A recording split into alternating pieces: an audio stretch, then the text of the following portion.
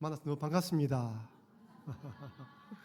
예, 두 달의 안식을 위해서 기도해 주셔서 감사합니다. 저는 두 달 동안 여러 교회를 방문했고 또 쉼의 시간을 가졌습니다. 안식일을 시작하면서 종합 건강 검진을 받았는데 비타민 D 수치가 너무 낮아져서 주사 처방도 받고 저 의사 선생님이 조금 햇빛을 보고 좀 많이 걸어라 라고 또 하셔서 많이 걸었습니다. 여러 교회도 방문했는데 처음에는 서울에 있는 큰 교회를 방문할까 생각하다가 차라리 부산에 있는 우리 교회 정도 사이즈 되는 교회를 한번 방문하자 하고 방문했습니다. 방문한 교회들마다 자기 교회의 상황과 환경, 형편에 따라서 교회를 아름답게 세워져 가고 있었습니다. 어떤 것은 제가 보기에는 좀 이해가 되지 않는 부분도 있었지만 그 교회에서는 그것을 은혜로 받아들이고 또 세워가고 있었습니다. 한 교회는 건물을 또 아름답게 건축했다는 이야기를 듣고 방문하게 되었습니다. 근데 교회 들어가 보니까 분위기가 너무 냉랭한 거예요. 너무 냉랭해요. 그러니까 이 교회에 이제 큰 시험이 든 것이었죠. 긴장이 감돌고 공기가 무거웠습니다. 야, 참 이게 아름답게 교회를 건축했는데 참 기도가 되어지는 교회였습니다. 반면에 어떤 교회는 딱 가자마자 새로운 사람이 오니까 또 저를 보자마자 목사님이시죠 하시더라고요. 예, 안식일을 맞아서 교회를 탐방 왔습니다 하니까 그 환영해 주시는 분들이 아주 밝은 미소로 환영해 주고 성도들도 처음 보는 사람이 있으니까 인사를 해주고 배려를 해주었습니다. 처음 교회 오는 입장에서 볼 때 그것이 큰 도전이 되었어요. 야, 참 좋구나. 여러분 어떻습니까? 여러분들은 처음 보는 사람이 있으면 따뜻한 미소로 환대해 주십니까? 아멘.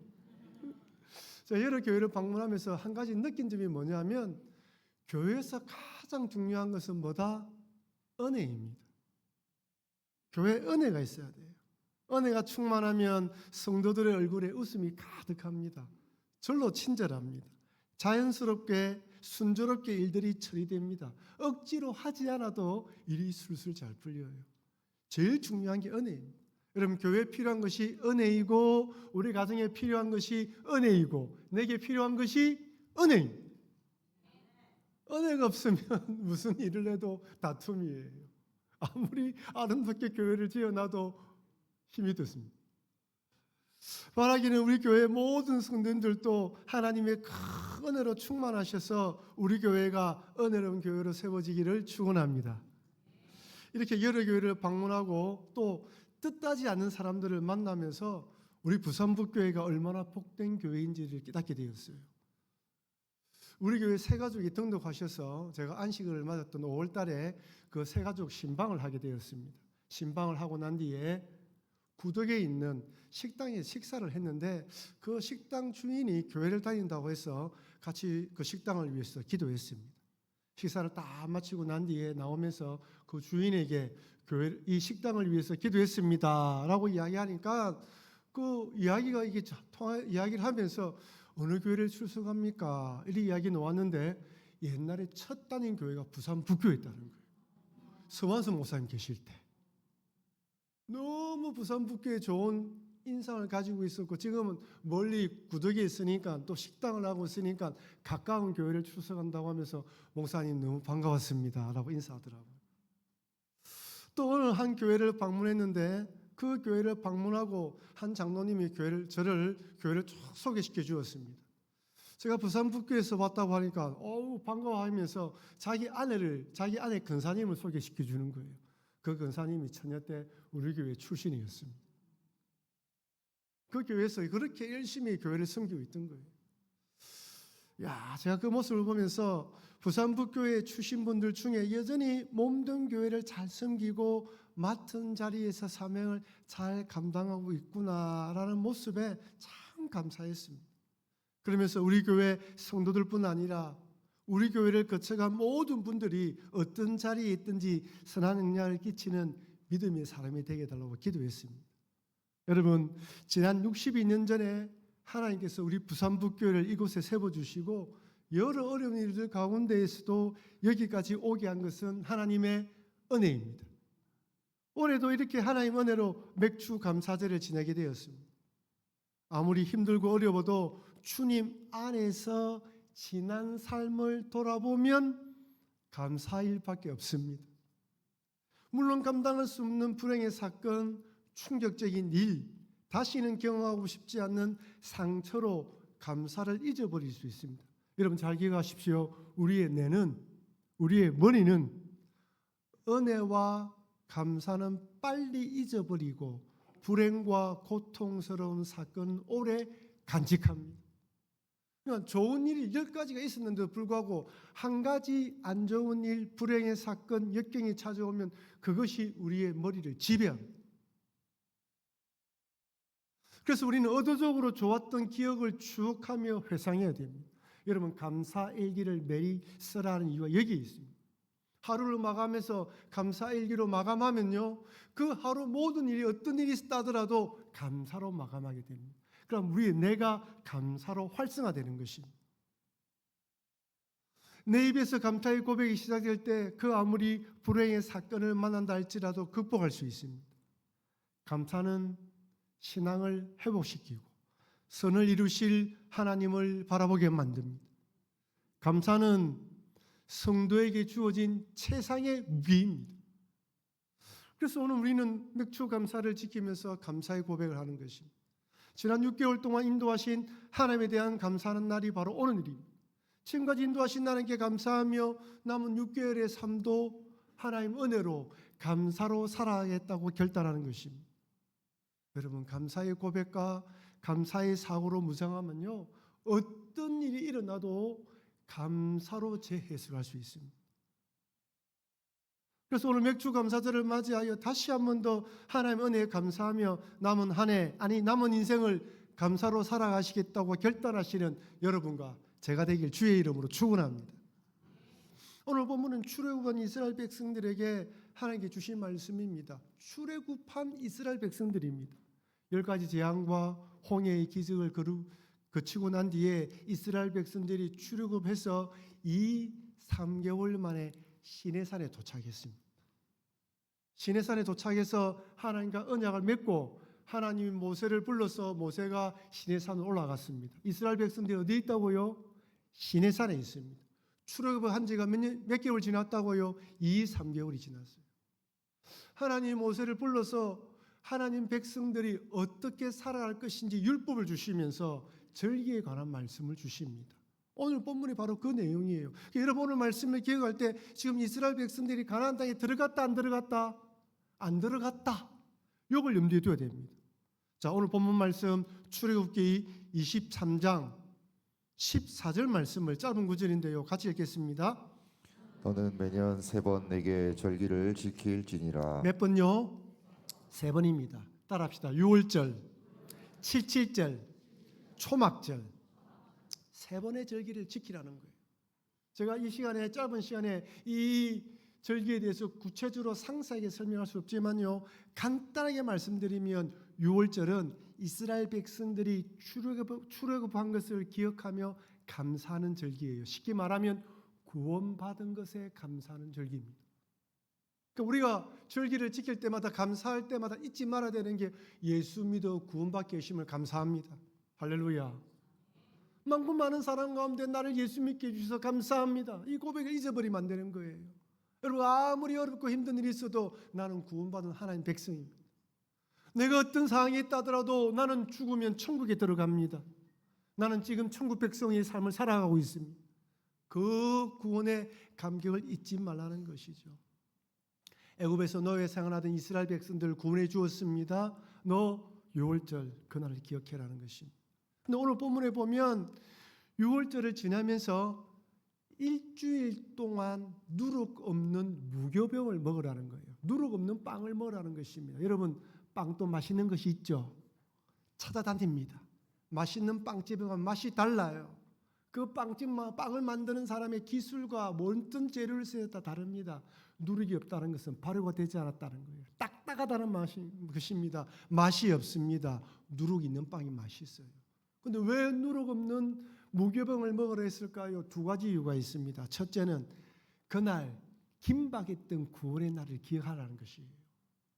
여러분, 구원의 날이 갑자기 찾아왔습니다. 하나님의 하나님께서 말씀하신 대로 6월절에 어린 양을 잡아서 피를 바른 그 집은 죽음의 사자가 지나갔지만 그렇지 않는 집은 죽음의 사자가 첫 태어난 것들을 다 죽여버렸어요. 구원이 순식간에 일어났어요. 얼마나 긴박했습니까? 구원은 긴박한 것입니다. 구원은 급박한 것입니다. 그 어떤 것보다 중요한 것이 구원입니다. 네가 구원받은 걸 잊지 말라는 것이에요. 그 긴박했던 상황, 빵을 만들어서 부풀려 되는데 그러지 못하고 그냥 가져왔던 그때를 기억하라는 것입니다. 두 번째, 애굽에서 고난을 기억하라는 것입니다. 신명기 16장 3절에서는 무교병을 고난의 떡이라고 말합니다. 이스라엘 백성들에게 애굽은요, 처음에는 복된 땅이었어요. 요셉을 알던 왕이 있을 때는 좋은 대접을 받았습니다. 하지만 요셉을 알던 왕이 죽자 요셉을 알지 못하던 새로운 왕조가 들어서자 그때부터 노예가 되었습니다. 한순간에 인생이 변했어요. 여러분, 우리 인생이 그렇습니다. 때로는 잘 풀린 것 같은데 때로는 어려움이 찾아와요. 생각지도 않는 어려움, 눈물이 흘러내리는 것이 인생입니다. 이스라엘 백성들의 이야기가 남의 이야기가 아니에요. 우리의 이야기입니다. 그들의 애굽의 삶은 고난의 떡을 먹는 순간이었어요. 맛없는 떡, 고난의 떡입니다. 우리도 살아가다 보면 눈물의 빵을 먹을 때가 있어요. 밥맛이 없어요. 밥을 씹어도 모래를 씹는 것처럼 느낄 때가 있습니다. 두렵고 힘든 날도 있습니다. 이스라엘 백성들에게 그 고난의 땅, 노예의 땅을 구원하게 하신 하나님을 무교병 쓴 맛이 없는 떡을 먹으면서 그때를 기억하라는 것입니다. 여러분, 우리는 잘 잊어버려요. 한 성공한 사업가가 있었습니다.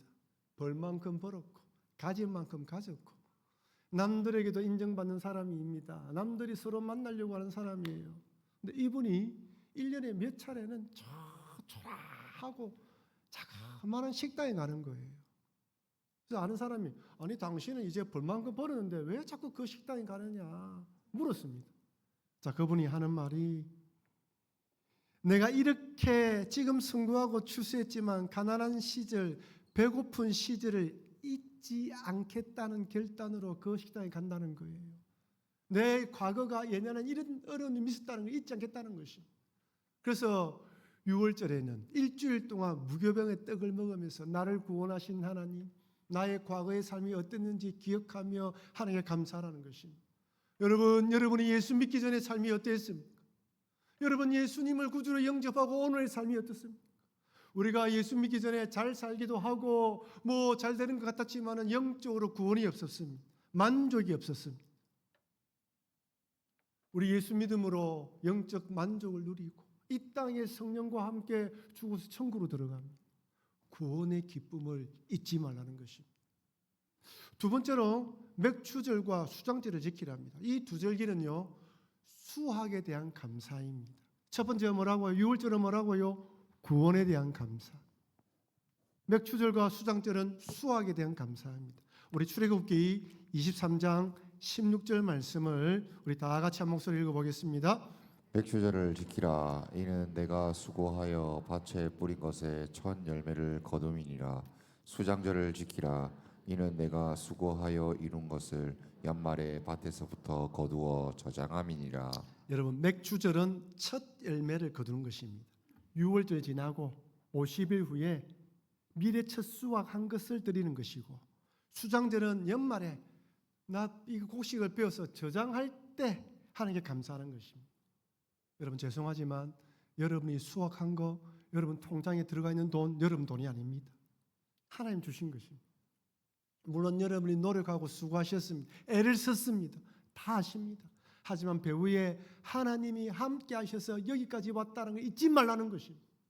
우리는요, 교만해지면요, 이것이 내 것인 것처럼 생각합니다.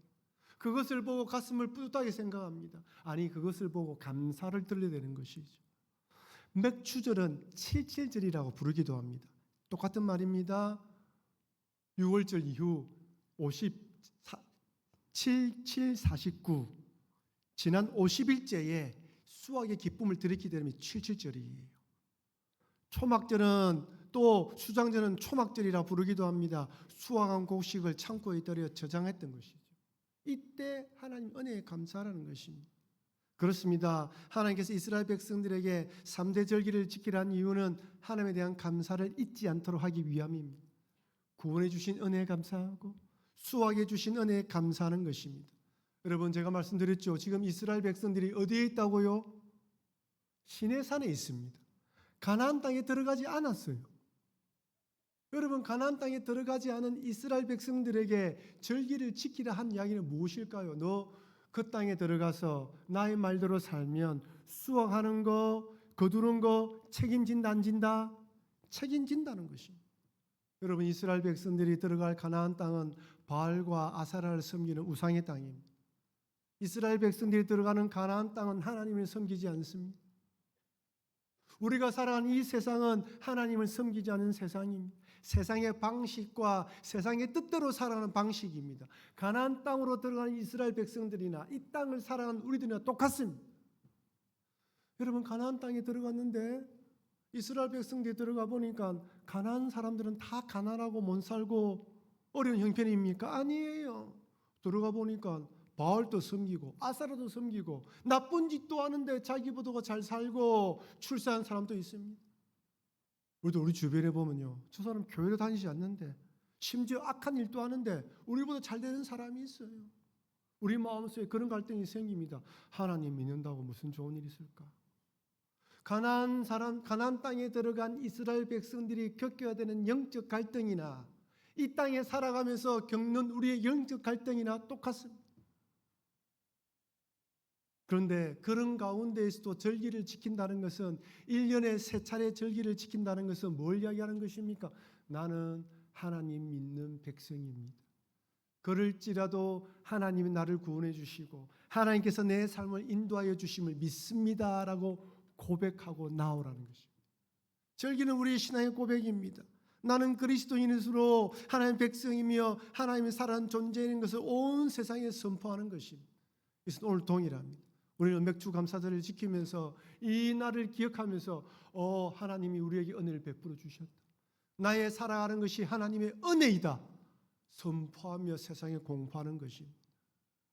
그렇다면 이 말씀을 들은 1세대 출애굽한 이스라엘 백성들은 하나님의 이 은혜를 기억하며 살아갔을까요? 그렇지 않습니다. 가나안 땅에 들어가기 전 광야 생활한 내내 불평, 불만, 원망이 끊이지 않았습니다. 10가지의 기적, 홍해의 기적, 만나와 메추라기, 반석에서 물이 나오는 기적을 경험했음에도 끊임없이 불신앙으로 대응했습니다. 10가지 재앙을 경험하며 사람이 어떤 분을 경험했어요. 그들은 구원해 주신 하나님께서 자신들의 인생을 반드시 책임져 주실 것을 믿지 못했습니다. 근데 여기서 우리가 궁금한 점이 하나 있어요. 아니, 목사님, 이스라엘 백성들이 광야 생활하면 물이 필요한 걸 아는데 홍해를 건너서 사흘 만에 돌아온 곳에 도착한 곳에 가니까 달콤한 물이 아니라 쓴물이 있는 거예요. 아니, 미리 좀 마실 물을 준다면 이스라엘 백성들이 불평하지 않지 않습니까? 왜 달콤한 물을 주지 않고 쓴물을 주셨을까요? 여러분, 왜 주셨습니까? 그것은 이스라엘 백성들이 우리의 어떤 신앙을 가진지 하나님이 테스트하기 위해서입니다. 어떤 믿음으로 나오는지 테스트하기 위한 것이죠. 여러분, 하나님께서 때로는요 우리에게 결핍, 어려움, 필요, 고난의 상황이 허락하십니다. 그 이유가 무엇입니까? 하나님을 전적으로 의지하고 기도하는 것입니다. 한번 따라합시다. 하나님을 의지하고 기도합시다. 그때 그런 기도를 해야 됩니다. 이스라엘 백성들이 거기서 불평불만하는 것이 아니라 하나님, 선물이 있습니다. 10가지 재앙과 홍해를 가르신 하나님 아버지, 만나를 내리신 하나님 아버지, 이 물을 통하여 어떻게 역사하시겠습니까? 하나님 도와 주시옵소서. 기도하는 것입니다. 이것이 바로 성도의 자세입니다. 여러분, 광야로 도망친 다윗을 한번 보십시오. 다윗이 어느 날 이 사무엘 선지자를 통하여 기름 부음을 받았습니다. 왕이 되었습니다. 골리앗이 낯선 걸 보고 믿음으로 나서서 싸웠습니다. 사울 왕이 군대 장관으로 시켜서 이스라엘을 위하여 하나님을 싸운 것밖에 없어요. 근데 그에게 돌아온 것은 사울 왕의 시기와 질투로 광야로 도망치는 신세입니다. 학자들마다 기간이 다르지만 대략 10년의 세월을 생각해요. 10년 동안 광야 생활했습니다. 다윗에게 광야는 억울한 곳입니다. 다윗에게 광야는 분노의 땅입니다. 다윗에게 하나님은 자기를 도와주지 않는 하나님처럼 느낄 수 있습니다. 근데 다윗은 광야에서 하나님을 불평불만하며 원망하지 않았습니다. 하나님의 등을 돌리지 않았습니다. 오히려 시편 18편에 다윗이 이렇게 하나님을 고백합니다. 우리 시편 18편 1절에서 3절 말씀을 같이 읽도록 하겠습니다. 나의 힘이신 여호와여, 내가 주를 사랑하나이다. 여호와는 나의 반석이시요 나의 요새시요 나를 건지시는 이시요 나의 하나님이시요 내가 그 안에 피할 나의 바위시요 나의 방패시요 나의 구원의 뿌리시요 나의 산성이시로다. 내가 찬송 받으실 여호와께 아뢰니니 내 원수들에게서 구원을 얻으리로다. 할렐루야. 다윗이 완전히 문제가 해결된 게 아니에요. 맨 마지막에 구원을 얻으리로다. 주님을 바라보며 기도하는 것이. 다윗은 우리에게 교훈해 줍니다. 광야 같은 생활을 만날 때, 억울한 일을 만날 때 불평불만하는 것이 아니라 다윗이 여호와가 반석이고 방패이고 피난처고 산성이라 고백했던 것처럼 그렇게 고백하면서 구원하실 하나님을 바라보라는 것입니다. 그러니 여러분, 남은 또 하반기의 시간을 지나가며 여러 일들 가운데 어떤 일을 만난다 하더라도 하나님은 나의 반석이시며 피난처이시며 방패이며 건지실 구원자이심을 잊지 마시고 하나님을 전적으로 의지하시는 여러분과 제가 되길 주의 이름으로 축원합니다. 이렇게 절기를 지키라고 말씀하신 하나님은 어떻게 절기를 지킬 것인지 두 가지를 말씀해 주셔요. 첫 번째는 다 모이라는 것입니다. 출애굽기 23장 17절 말씀을 같이 읽겠습니다. 내 모든 남자는 매년 3번씩 주 여호와께 보일지니라. 몇 번씩요? 여기 모든 남자라고 하니까 아유 목사님 남자만 가야 됩니까? 아닙니다. 대표를 말하는 거예요. 다 올 수 없으면 남자라도 가정의 대표가 오라는 것입니다. 같이 오시면 더 좋죠. 몇 번씩요? 3번입니다. 여러분 우리가 생각하기에 1년에 3차례 올라가는 거 쉽지 않겠지. 그렇지 않습니다. 지금처럼 교통이 편리할 때가 아닙니다. 숙박이 좋을 때도 아니에요. 편리한 시절이 아닙니다. 서울에서 부산까지 2시간 반이면 오는 그런 시대가 아니에요. 거리에 따라서 며칠, 몇 주가 걸릴 수 있습니다. 여러분 며칠, 몇 주를 그만두고 생업을 포기하고 하나님께 나온다는 것은 믿음이 요구됩니다. 그렇다면 하나님은 왜 이렇게 오라는 거예요? 번거롭게 그냥 그 자리에서 예배 드리면 되지. 여호와 하나님에 대한 신앙의 정체성을 확인하는 것입니다. 너희들이 그렇게 며칠 동안 떠나도 하나님이 지켜주신다. 다른 어떤 것보다 하나님께 예배하는 게 제일 중요하다. 이것을 잊지 말라는 것입니다. 그리고 예배드리면서 모여서 예배드리면서 우리는 한 신앙 공동체임을 잊지 말라는 것입니다. 여러분 우리는 매 주일마다 이렇게 모여서 예배합니다. 주일은 예수님께서 죽음의 근세를 깨뜨리고 부활하신 날입니다. 여러분 하나님께서 이 세상을 아름답게 창조했어요. 보시기에 좋았습니다. 죄가 들어오면서 부패와 타락이 되며 엉망이 되어버렸어요. 이 세상을 구원하기 위하여 독생자 예수님을 보내주시고 그 예수님이 십자가에 달려 돌아가시면서 우리 죄를 구원하시고 3일 만에 부활했는데 그 부활한 날이 바로 오늘 주일입니다. 그래서 우리는 일요일을 하지 않고 주의 날이라 부르며 예배를 드립니다. 우리가 예배를 드리는 이 모습은 세상에 선포하는 것입니다. 이 날은 주님의 날이야.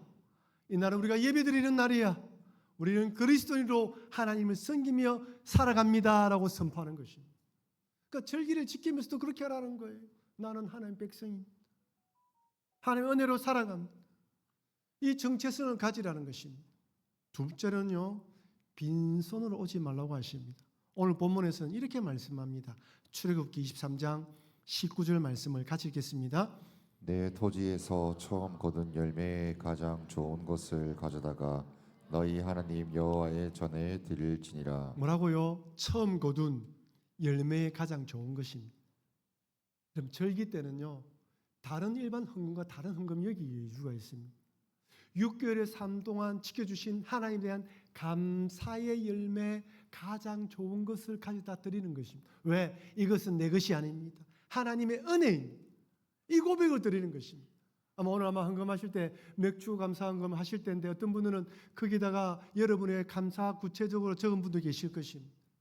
그렇지 않은 분들도 오늘 헌금 드리면서 하나님 6개월 동안 삶을 돌아보니까 그때 그 일, 오늘 그리고 이 일 하나님의 은혜입니다. 그 마음으로 드려야 되는 것입니다. 우리는 맥주 감사함을 드리면서 인도하시고 지켜주신 구체적인 감사로 예물을 드려야 합니다. 하나님의 은혜라는 표현인 것이죠. 사랑하는 성도 여러분, 하나님 이스라엘 백성들에게 3번의 절기를 지키라고 말씀합니다. 구원받은 은혜, 지켜주시고 인도하신 은혜에 감사하라고 하십니다. 우리는 맥주 감사절을 지내면서 구원해 주시고 지난 6개월 동안 인도하심에 감사해야 됩니다. 내 죄로 죽을 수밖에 없는 나를 구원해 주신 하나님 아버지, 성령으로 인도하신 하나님 감사합니다. 그리고 내 인생 책임져 주셔서 오늘 예배 드릴 수 있도록 인도하심에 감사합니다. 모든 것이 하나님의 은혜입니다. 이렇게 예배 드리면서 나는 하나님 백성으로서 하나님 은혜로 살아가는 존재임을 잊지 마시고 이런 감사로 가장 좋은 것으로 하나님께 영광 돌리시면서 예배하시는 여러분과 제가 되길 주의 이름으로 축원합니다. 우리 받은 말씀을 기억하며 한번 감사의 기도 제목을 가지며 나아갔으면 좋겠습니다. 하나님, 그렇습니다. 돌이켜 보니까 그 많고 많은 사람 가운데 저를 구원해 주셔서 감사합니다. 하나님 아버지, 이 은혜에 감사합니다. 하나님, 6개월 삶 동안 돌아보니까 모든 것이 하나님의 은혜였음을 고백합니다. 주님 감사합니다. 하나님 지켜주심 또 감사, 모든 것이 은혜에 감사합니다. 이런 마음으로 우리 감사의 기도 제목을 다 같이 한번 올려드리도록 하겠습니다. 기도하시겠습니다.